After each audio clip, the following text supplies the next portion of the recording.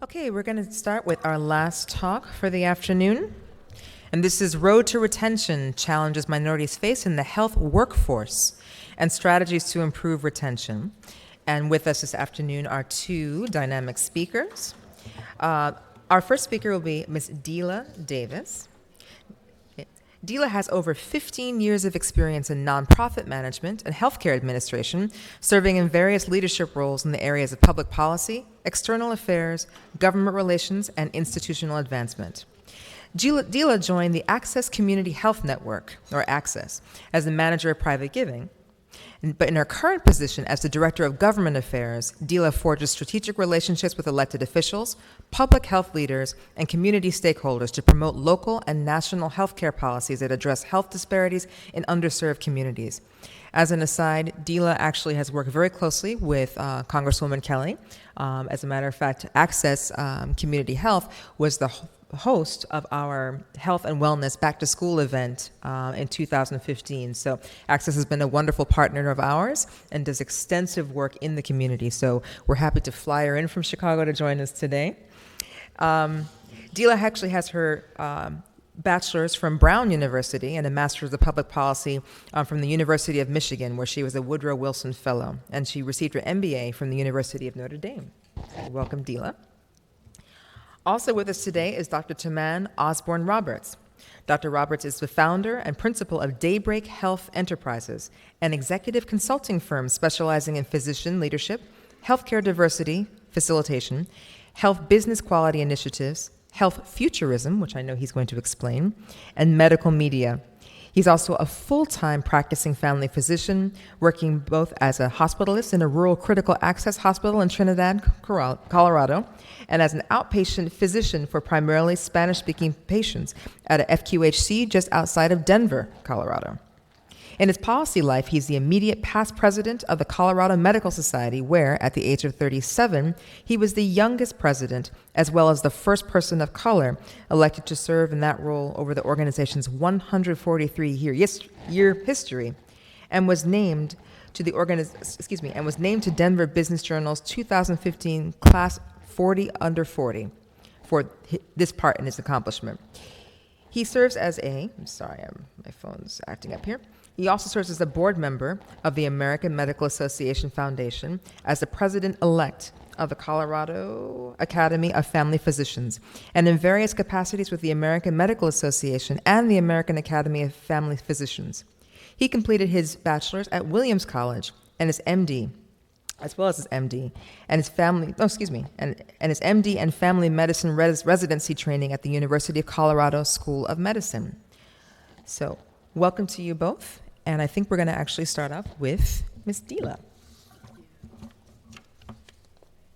So I'm going to turn this off.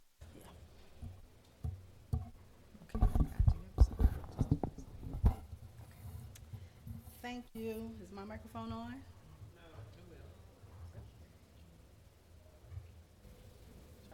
Hello. Okay, cool. Thank you. Thank you for this opportunity. I want to thank Congresswoman Kelly for inviting me to come out, and her staff. They have been just so terrific, and also a great partner as we do healthcare on the south side of Chicago, and I'll get more into that. I was a little intimidated at first, but now I feel a little special because I'm probably one of the non-clinical persons speaking today. And I ran away from the clinical side. I mean, I wasn't shut out of medicine. It was a choice that I made. So when I think about the last science class I took, that was in high school. But I am a policy person, and so I do want to bring that perspective and also bring a perspective from community health centers and really think about the opportunities that are in that space when we talk about healthcare. I know we're always talking about the medical side, but I want to expand the scope of the discussion and really look at social determinants of health and ways that we can take our place at the table and expand our sphere of influence. So just to give you a little background, Access Community Health Network is what we call an FQHC. I think someone mentioned it yesterday. We are a federally qualified health center. So the Affordable Care Act was a game changer for community health. We received $10 billion to really expand our infrastructure, to build IT systems, to bring programs and all the necessary resources to underserved communities. So when I think about, health and expanding roles of African Americans and Latinos in the healthcare space and in leadership, I see a wealth of opportunity from funding all the way to program development to nurses in the capacities of CIOs. Access, we are one of the largest in the nation. We have 180,000 patients that we serve across 35 health centers throughout Chicago and the surrounding communities. And so one of the things that we really pride ourselves on is really being in touch with the needs of our patients. And by nature of our vision and our mission, we are focused on primary and preventive care. We meet patients where they are. So when we talk to our patients, it's not just a matter of you have diabetes, take this medication.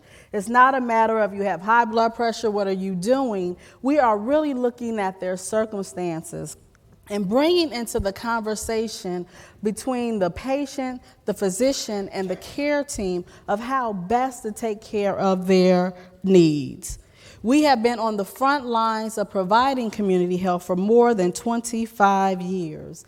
And part of bringing health in the community, we just don't want to be another clinic, because I think there was a perception about clinics and what they're able to provide. But we are a medical home. Just last year, all 35 sites are now patient-centered medical home ready. We have brought in the best electronic health medical record to make sure that we can manage the health of our patients. And I'm sure if I named it, you all would know Epic, which is, considered the Cadillac, the top of the line of electronic medical record, and we have at our sites. And we also, any day now, are expecting Joint Commission to come and to accreditate us. And a week and a half ago, HRSA was in our building going through all of our records, so we passed. And so being in the medical field, you understand that all of this just gives credibility, and it lends to what we can provide our patients, always putting the patients first, and having a leadership team that is committed to making sure that we meet the needs of our patients. And our leadership team is very diverse. I am proud to say that our CEO, Donna Thompson, she is a nurse by training, but she is leading this organization. She has been in that capacity for over 11 years, and before that, she was COO. So because we had that leadership base and people of color at the top levels, we're able to filter that policy, that direction down, and we're able to change the course of how we deliver medicine in our communities. 65% of our patients, or I should actually say more than 65% of our patients, are Medicaid patients. So again, that makes a difference, and it also gives you a perspective of what we are dealing with when we talk about underserved, under-resourced communities. And 91% of our patients are Black and Latino patients. So when I think about addressing healthcare and the social determinants of health, we do everything that an outpatient doctor's office would do: deliver babies, manage chronic conditions, but we're also looking at other issues, and we're managing like HIV/AIDS. We have a program that some of you may be familiar with called Westside Healthy Start, where we go into the community and we bring in those expectant moms, and we try to improve reduce infant mortality in those communities. We have case management and case managers that go out to the hardest to reach populations on our South Side, and we embed those social workers. We embed those licensed clinical social workers and behavior case managers inside of the health system. So again, when you think about health and what we're bringing forth, I appreciate the medical side, but there's also so much work that needs to be done on what I would call the softer skills side or the operational side. So as we work hand in hand, we can definitely make an impact that cannot be erased. So we focus on mental health and substance abuse and infant mortality and immigration issues and domestic violence issues and incarceration issues. So when I think about inside of the walls of the health center and what is needed to bring change, and how, as we talk about this diversity pipeline, it's good to have folks in those leadership capacities that understand, as you already know, what is going on in our Black and brown communities. Having someone on the program development side that is able to work in collaboration with the physician so the physician doesn't get worn out or tired or overwhelmed by everything that is going on. Changing the way that we deliver health so that it's not just the physician, but it is a whole care team in the room, embedded in the place. The physician sees a problem, then he ushers the patient over to the behavioral health specialist. If there's a case manager, they work hand in hand, especially when we're working with our infectious disease patients. That is critical to keep those patients coming, critical to make sure that they maintain their medical home. Because realize, once we expanded the Affordable Care Act, people who had never been in the system, which you already know, they were using the ER as their primary course of care. Now they are trying to use and understand how to use a medical home. So it requires investments inside of the health center, like we call it DPI. Dramatic process improvement, which simply means it's like Six Sigma. We're getting to the point now where our patients are not sitting in the health center waiting. You know, when you think about a community health center, you may have a perception they wait 2 and 3 hours. We're getting to the point where we may not even have to have waiting rooms, because when the patient comes in, they go straight to the exam room. Everyone is in place to receive that patient, from the front desk all the way out to the back door, and the case managers that wrap up everything. And so we've been able to dramatically reduce some of our wait times. We've been, and patients, they're just amazed. They come in with the book, they're ready to sit there for about an hour and read their story, and they're like, what's happening? Or some patients come to the health center and they'll say, no one's here. What's happening? Everybody's cycling in and they're cycling out. And what's so great is that our physicians are on board, right? Because there's always a concern that when you're doing something like this, they won't have enough time to be with the patients. But as the team meets every day, they call it a huddle, and they go through a process called tetracing. So if a patient comes in late, then they'll slide someone in that spot. Or if a patient is a little early, they have a spot, they'll slide them in. So everyone is on one accord in the health center. But to do those changes, it might not be physician-led, but it can be the masters of public health. It can be the doctor of public health. You know, we have people that went through on the operations side to roll out all of this, working hand in hand, again, with the physician. It takes a team to make it work. And so these are just some of the other things that we're doing. And then when I think about outside of the wall, I think about making change in the policy arena. I'm the Director of Government Affairs, so my life means I go to Springfield, which is our capital, which is a very sad place to be right now. We are the only state in the nation that does not have a budget, and we're almost going on a year and a half, and hopefully not 2.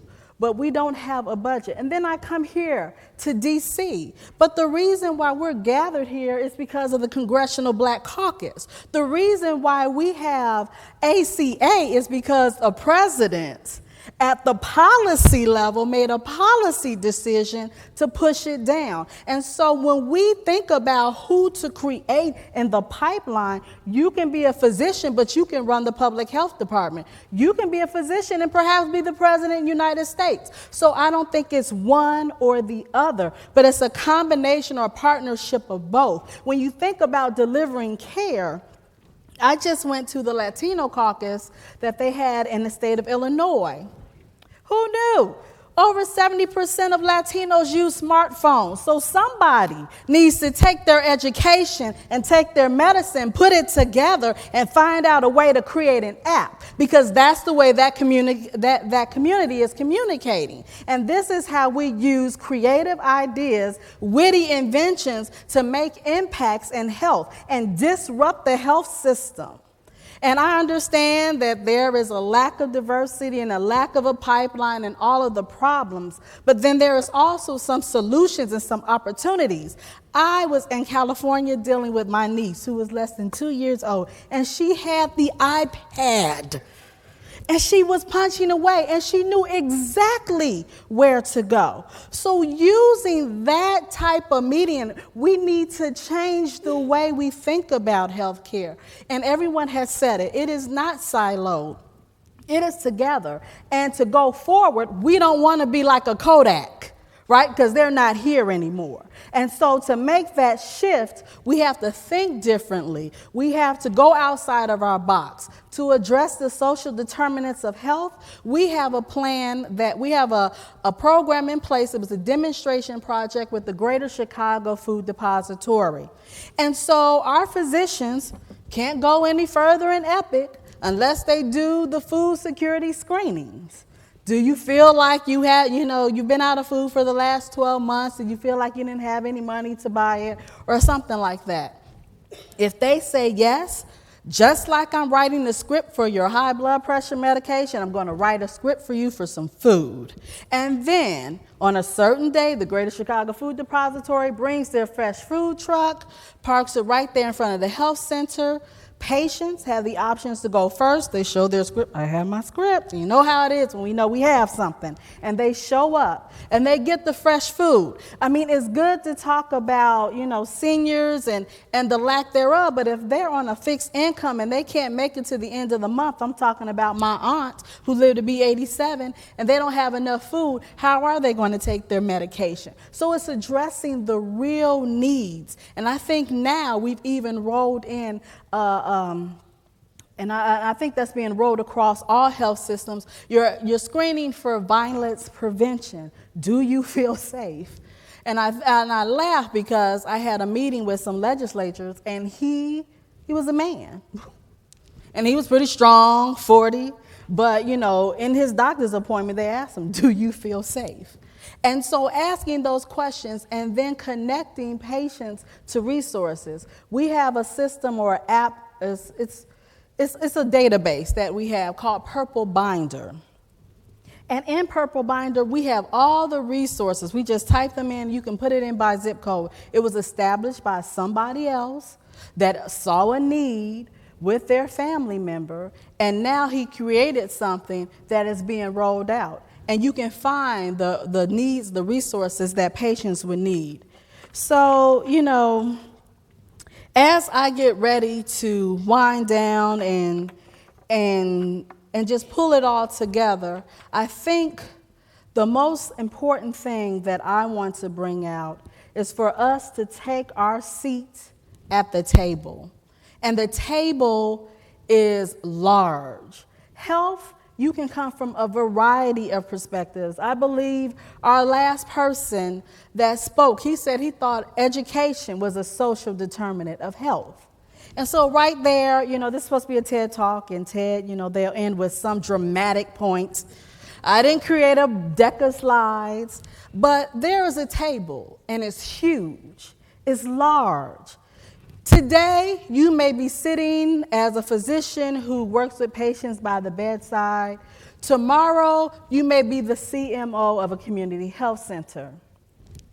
You may be a public health director, but then decide, you have a great gift in the arts and use that tool as a way to reach out to young people and bring them into the health system. We have a program with Cook County where we go into Cook County, that's the jail system, and then we connect with the women so that when they come out, they have a medical home already. Come out of the jail, go to the medical home. At the medical home, we have a program in place. Some of the programs are funded by the federal government, HRSA, Bureau of Primary Health Care. You know them already. And so we'll have a program where they can come as a group, discuss, and bring that group support. But wherever you find yourself and wherever you decide to fall, take your seat at the table and encourage those in your circle, the young people in your life, to take their seat. And always remember that health is not just on the clinical side, but you can operate and impact health because you're running the Greater Chicago Food Depository. You're running the county health department. Dr. Raju came to Chicago, ran Cook County Hospital, and got the Affordable Care Act through a demonstration project. We started it early, and we expanded Medicaid in Cook County early. Find yourself at the table so that we can have the influence and the impact in our communities. Thank you very much.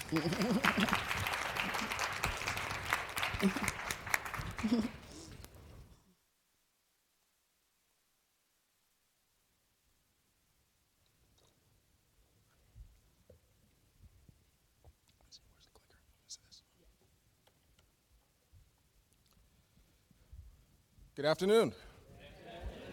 Buenas tardes. So, how's everyone doing? Good. I'm going to tell you a bit of a story. And because my people come from Trinidad, I'm going to start it off a certain way. I say crick, you say crack. Crick? Oh, come on. Y'all can do better. One more time. Crick? Crick? Crick? All right. My name is Tamaan Osbourne-Roberts. I am indeed a practicing physician. And, there we go. It's on the sides, not the center. And I'm going to tell you a bit of a story about recruitment and retention. It's going to be my story. And as you can see, the title of the story is The Morning, the Afternoon Storm. And with any luck, for most people who have a similar story, and I'll bet some of you do, the far brighter twilight.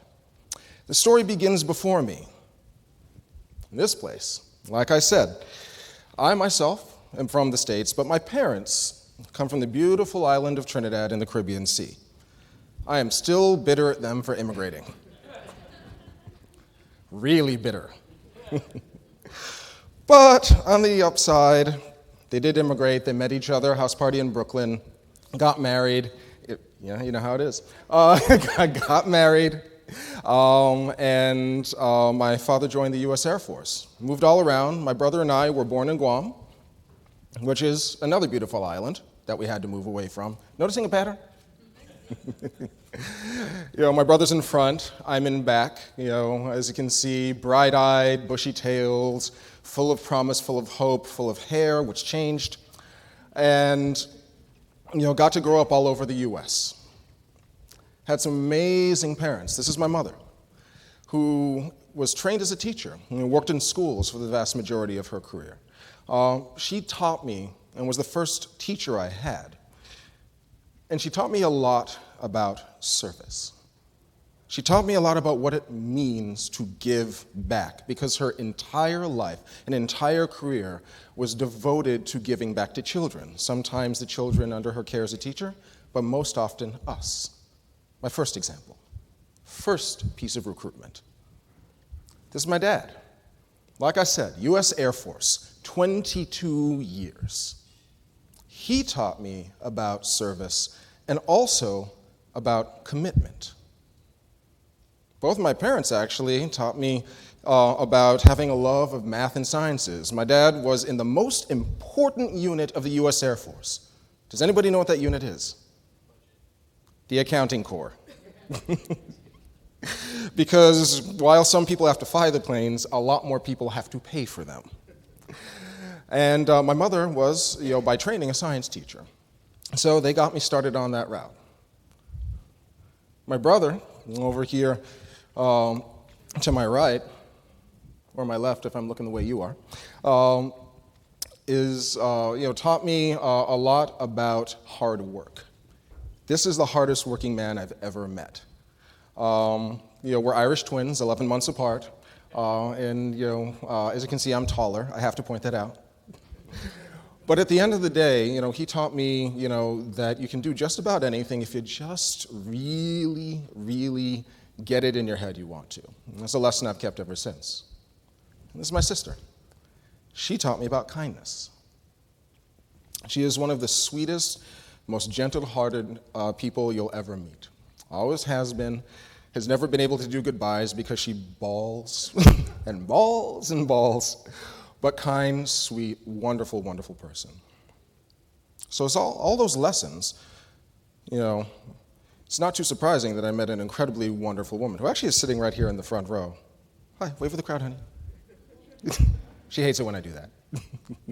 As you can see, she is a literally strong black woman with a wicked sense of humor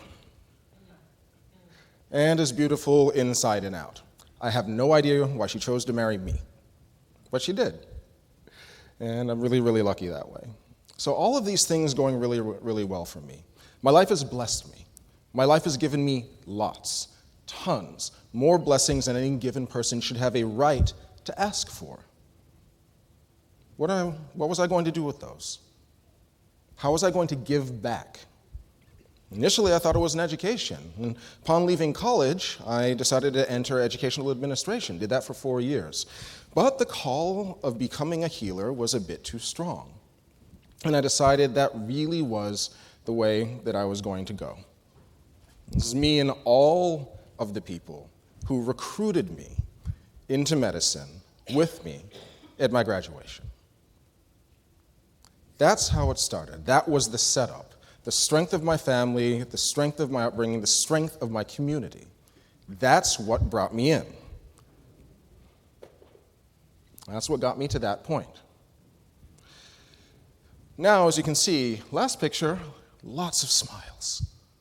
Great, great, great time. Made it through medical school, entered family medicine training.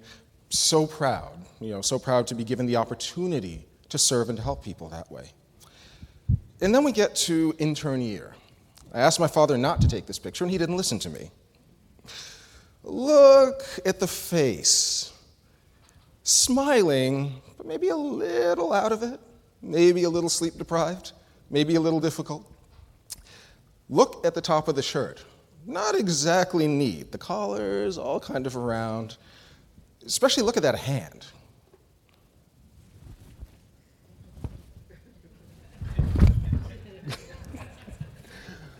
That's intern year.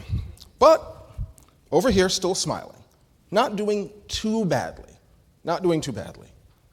And along the way, our family started to grow. These are my 2 kids. My son, who's now 7, and my daughter, who's 4, almost 5. This is us out in the great outdoors of Colorado, having a nice, hike as a family. And this is him enjoying, a little time, with us together, and my daughter convinced that she's a package of trail mix and needs to be in a backpack.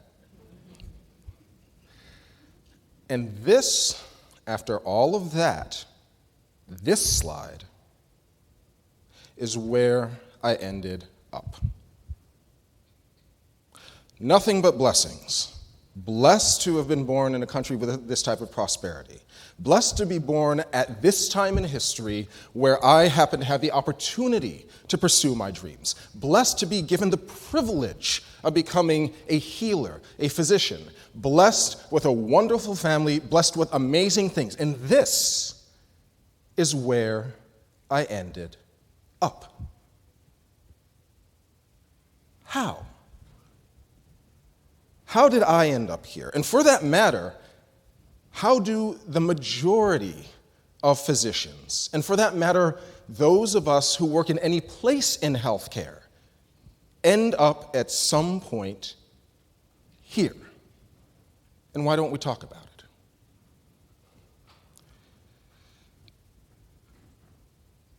The answer for me was that it was a bunch of individual things.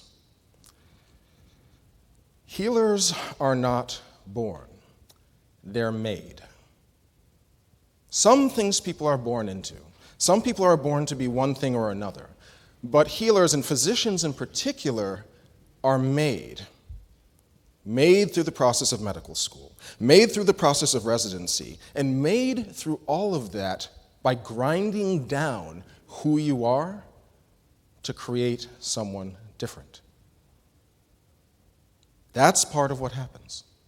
And in that process, if you are not careful, they will take more of you than you planned.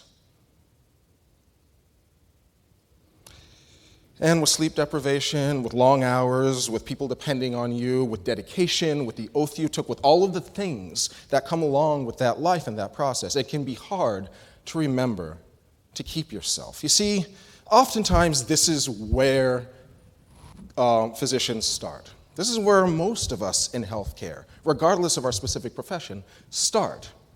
Happy, full of life, full of service. And then after a while, we get to a spot that looks a little more like this. Trapped in some sort of institution, we don't know where it's going, everyone seems like an alien, things get stranger and stranger, and we just feel like saying, damn it, Jim, I'm a doctor, not insert whatever thing they want you to do today to get paid in. And if we're not careful, we go from this, which seems bad enough, to this version of a healer. This is in a town in Colorado, and it's a monument to how they kept influenza out of the town of Glenwood Springs back in the 1800s. The Spanish flu never made it there, because this was the approach to healing, which is heal yourselves, we got ours. And a lot of us end up here. A lot of us end up in this spot, recruited and brought in. Now, that's a general description, but honestly, there are things that accrue to members of our community that are much, much different. It is difficult to have spent years training to be a physician, or a nurse, or a pharmacist, or a medical social worker, and to walk in ready to use your expertise, all the gifts that you have been given and all the gifts you've accrued over time, to help somebody, and have them think that you're there to clean the room. It is difficult to watch differential treatment between patients that look like you and patients in the majority, and being a student, or a resident, or an intern, or somebody not yet in a position of power, not knowing how to let the person who is supposedly your superior, and who supposedly is supposed to be teaching you how to be compassionate, let them know that what they did was incredibly painful to both the patient and you. It is difficult and wearying to day after day after day after day stare the inequities of society in the face. Because as we all know, as soon as you enter healthcare, the terrible things that happen out in the world become so much clearer and come into such sharper focus when people are ill, and especially when things become expensive or difficult or require support. These are additional burdens that many of us, including myself, have had to deal with and get us to this place. So how do you get out? I think it's a little different for everybody. But I think there is one feature so we talked about recruitment. I think there's one feature now that gets to retention. Because when I was here, I thought about running. I thought about bolting. Hundreds of times. And I will say, even though I was a bit bitter at the time, I'm very thankful to my wife for making sure I didn't bolt, because she is the only thing at points that kept me in. How did I get out of here? I had to come back to myself. Had to come back to what I thought I wanted to be. Burning question.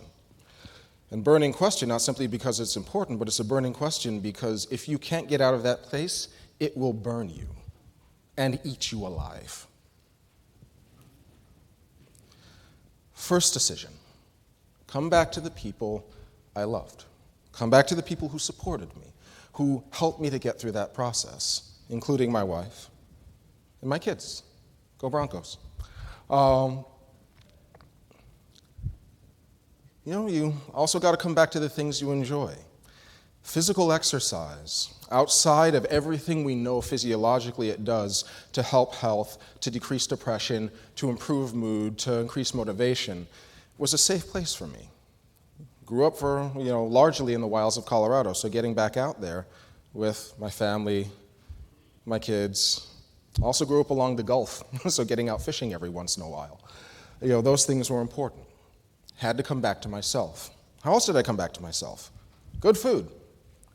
Whether that's cooking it, mapo tofu in case anybody's curious, or eating it. I'm a bit of a ham. Long and short.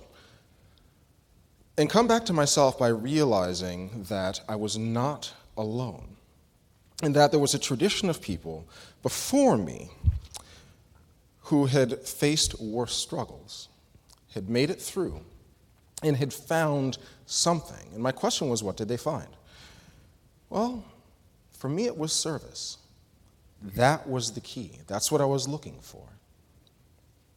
And, whether it was service of this gentleman, or this individual, or this one, or this one, or this one, or quite frankly this one.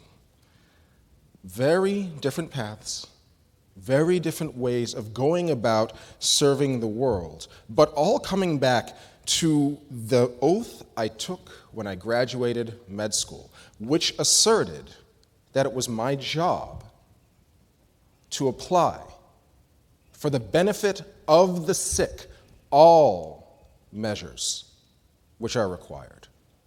All measures. Sometimes those measures were clinical. Other times, however, those measures were in policy. That's how I got started on my road to policy and to working towards the benefit of my patients, not simply in the clinic, but in the halls of power and in the boardroom. And that, more than anything else, is what got me back and allowed me to continue my clinical work, which I still do at more than full-time today, but at the same time realize that I have to have something, even when that's hard or even when that's difficult, that I can hold on and that can tell me on a day-to-day basis I'm doing service and that I'm doing good. That dark place is hard.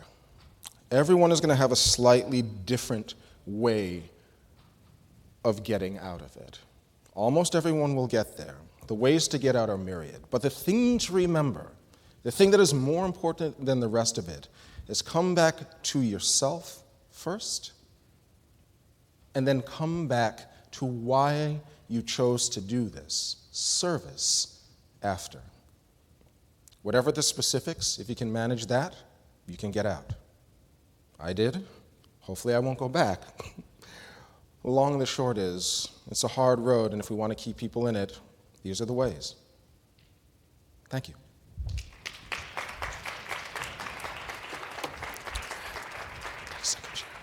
Thank you both so much. And does anyone recognize this last shot, by the way? Where is this? Thank you very much. I saw a little Chicago shout out there. That's Marina Tower, for those of you who don't know. So I want to open the floor to some questions, but again, exerting my little executive privilege here, I want to ask you both a question. I'm going to go back to you, Deila, for a second for something that you mentioned as we were talking about the kind of healthcare space. And basically, you were talking about reorienting people about how to use medical homes, thanks to the Affordable Care Act. Actually, I'd like for you both to talk a little bit about this. In our experience working with Access, one of the things that we learned is that with the Affordable Care Act, so many people had gotten so accustomed to using hospitals as their primary care that and had such a negative association with clinics and clinicians that you actually had to really go out there and recruit and get into the community to convince them that, no, this is where you should be. And we've got many, many programs and things for you, and we are the best place to be able to serve you. So talk a little bit about that journey of how you had to actually reorient people about how to use these sorts of clinics and understand that these are probably one of the best places for them to be. Right. There are two things that come to mind initially, and we've been doing this, like I said, for over a number of years, way before anybody was talking about health reform. To make sure that patients have a medical home, we would actually send out an outreach team. They're part of our communications outreach team, and they would go to the ER in one of our partner hospitals. And while the patients were waiting for an ER doctor, we would ask them, do you have a regular physician? Would you like to learn more about how you can have a medical home? And so that's when we will begin the conversation. We also, as an outreach team, because it's very hands-on, we go out into the community at the health fairs. We partner with our elected officials. They call us out to come. We partner with our social service agencies, the Salvation Army. You know, when health reform was going on, we sent people to the Salvation Army to sign them up. We're going to the shelters. We're going to the single occupancy room places to sign folks up. And then what we've also realized that we can't do this in isolation. It requires a partnership. So at one of our health centers on the south side, we actually develop a collaboration with the University of Chicago Hospital. So if a patient comes in through the ER, we have an electronic health system that communicates. And immediately at U of C, they will set them up for an appointment, give them the information, and they know to do their follow-up care at an Access site. And what makes it really good in some of the challenges of a community health center is that, yes, we provide primary care, but it's that access to specialty care. And so with our relationship with U of C, we would have specialists that would come to our health center to be able to provide care to those patients. So again, it's sending out the team and then building those collaborative relationships with our healthcare institutions throughout the city and the suburbs. One of the things that has happened at my outpatient clinical site is that we've worked to give patients what they need when they need it. The difficulty with dealing with people's medical problems is sometimes that's not the first problem on their mind. Mm-hmm. But the first problem on their mind is causing all of their medical problems. Mm-hmm. So for instance, if I have a patient who's worried about their immigration status, good luck controlling their depression. And if I can't control the depression, good luck treating their diabetes. Not going to happen. So I need to start where the patient is. Our clinic came up with a legal aid clinic in partnership with several other, with a law school in the community to be able to assist patients with that. And don't you know, once we got some of those issues dealt with, we could talk about quitting smoking. Mm-hmm. It happened. Sometimes that's clinical. Patients told us, too long to get in to see you. I can't wait a week to see my primary care physician when I call. I work 60 hours a week. I have a boss who doesn't allow time off. Nice that a yuppie like you can get off in the middle of the day, but what about me? We said, okay, we have extended hours. Yeah. We started essentially an urgent care program, which is the wing I work in now, so that patients could come in at least for the one thing they could be seen for. And then when we say, can we schedule you with your primary care doc and get these other things taken care of, then they go, you know, doc, you took care of the thing I really needed. Sure, why not? And their health improves that way. You gotta get to where they are and meet them at that spot. Absolutely. So I'm gonna open it. Go ahead, ma'am. Introduce yourself and your question. And professor of medicine and geriatrics at the University of New Mexico. Thank you both for the great presentation. But Dr. Osbourne-Roberts, I have a question for you. Although you didn't speak directly to this, It is something that's not talked about. The highest rate of suicide is among physicians. Female physicians, 400% higher than the general population, tend to be younger. Male physicians, 70% higher, tend to be older, married. All of the protectors doesn't seem to be working. So I have looked for a racial, ethnic, demographic breakdown of those numbers. I haven't found any. Do you, by chance, know what that might be? Unfortunately, I don't have specific numbers on that. I can't really comment because of that. I'm sorry. Thank you. I did want to ask a little bit more about, when we're talking about some of the challenges, we've obviously, a lot of this conversation has been about pipeline, making sure that we're getting folks in to the healthcare professions, making sure that in a school setting that students are getting what they need to be able to make it through school. But now, as folks on the other side, talk a little bit about some of the things that you do, both from a clinician standpoint and your peers, and then also you with working all sorts of healthcare professionals to make sure that folks are still getting the support that they need as they are actually administering care to patients. Because there's still challenges being on the other side.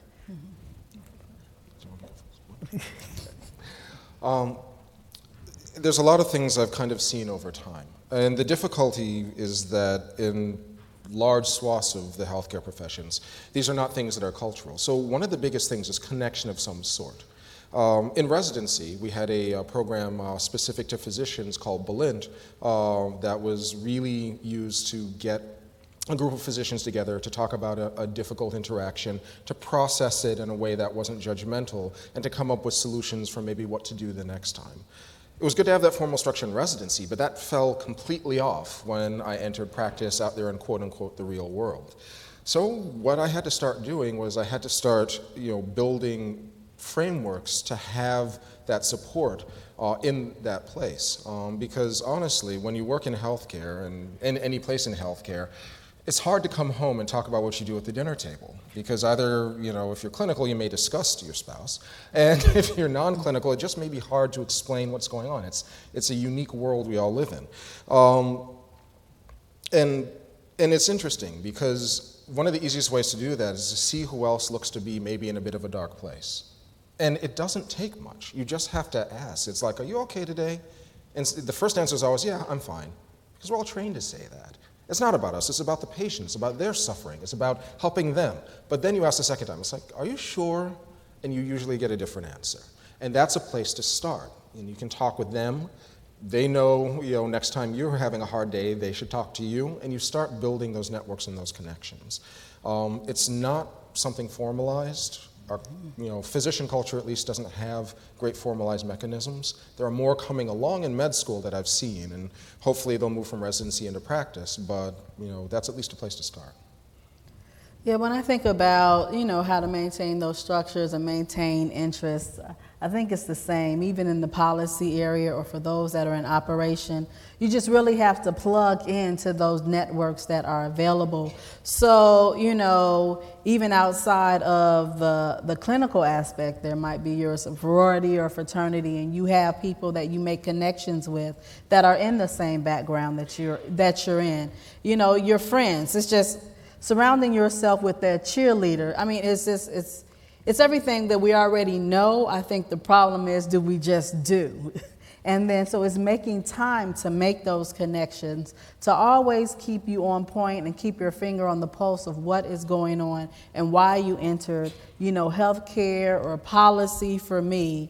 Why did you do it in the first place? And always reminding myself that I do have a gift and a talent to share with the world. And it is my responsibility, I feel, to give back because I have been blessed with so many, opportunities. Single mom raised me, and, for whatever reason, God always saw fit to take care of that whole educational background. I think about when we think about the pipeline, one of the things that we can do is that we just create our own schools.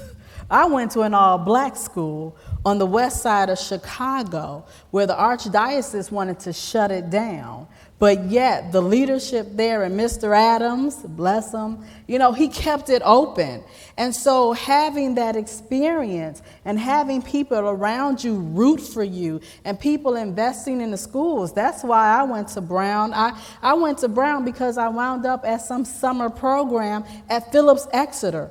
Who would have thought some girl from the west side of Chicago or the western suburbs, single mom, first generation, will wind up over at Phillips Exeter, and somebody was talking about Brown.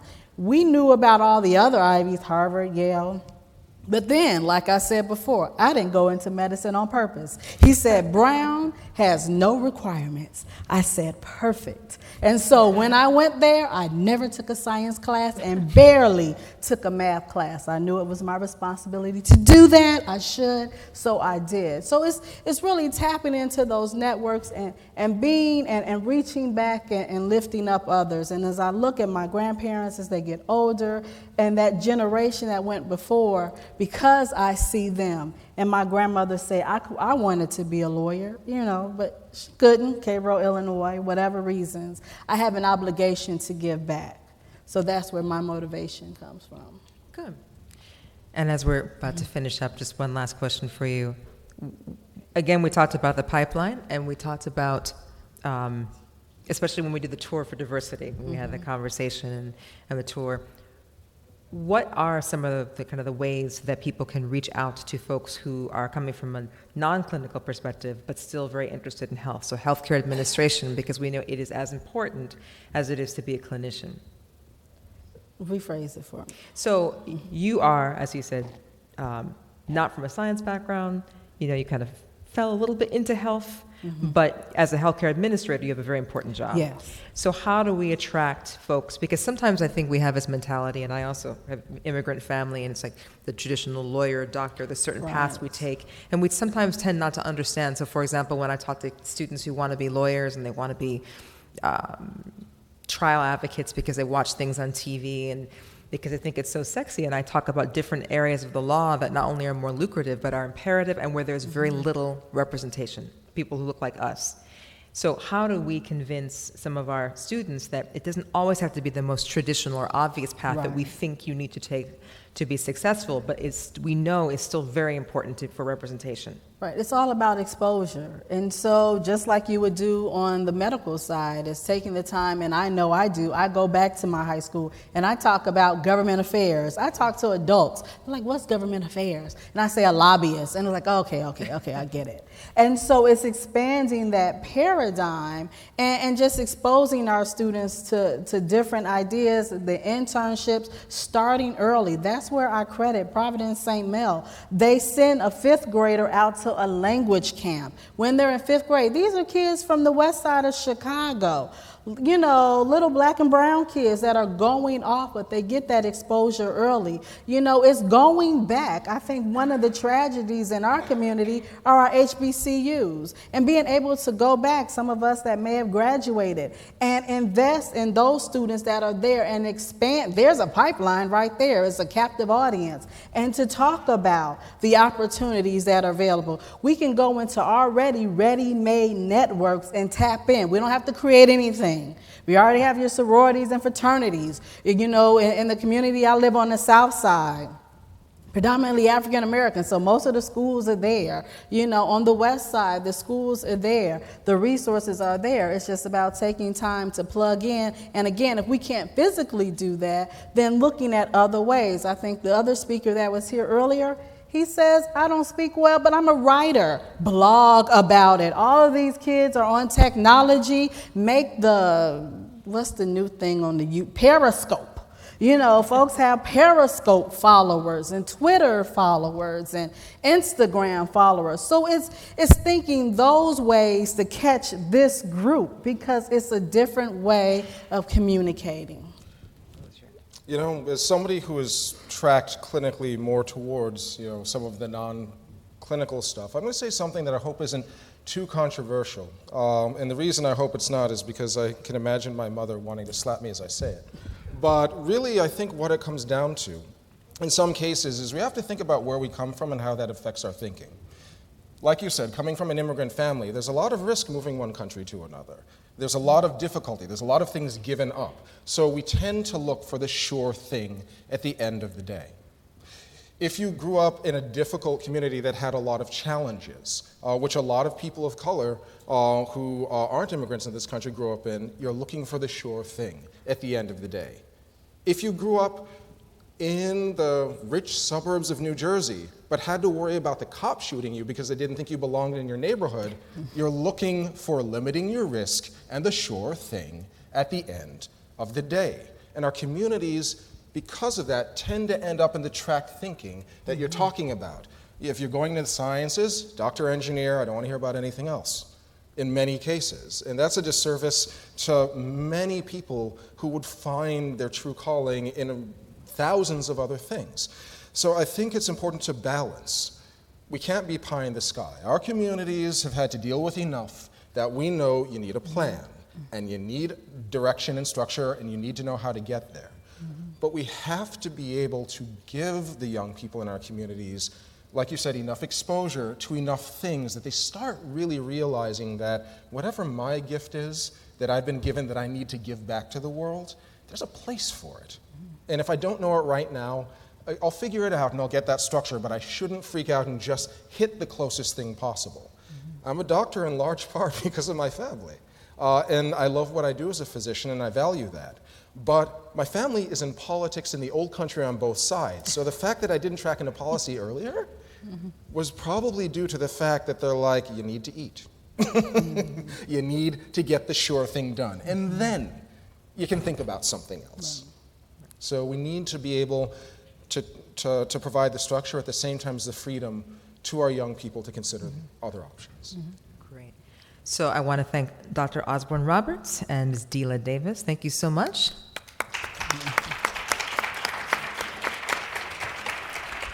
And of course, you guys will stay back too to answer some questions or have some discussion with folks, as we always have folks who are interested in talking to you more.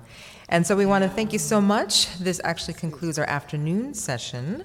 And we will be seeing some of you at our reception and 40 Under 40 activity in the evening. But otherwise, thank you so much.